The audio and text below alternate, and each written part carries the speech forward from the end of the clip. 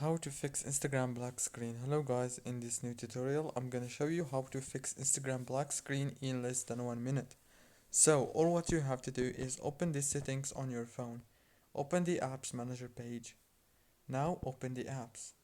You have to wait a few seconds, it will start loading the apps that you have on your phone.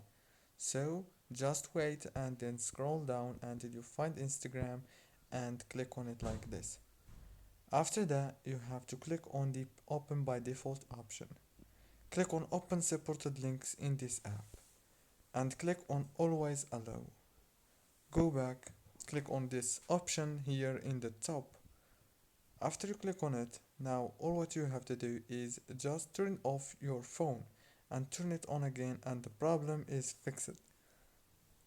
Don't forget to like, subscribe, and thank you so much for watching the video until the end. See you later.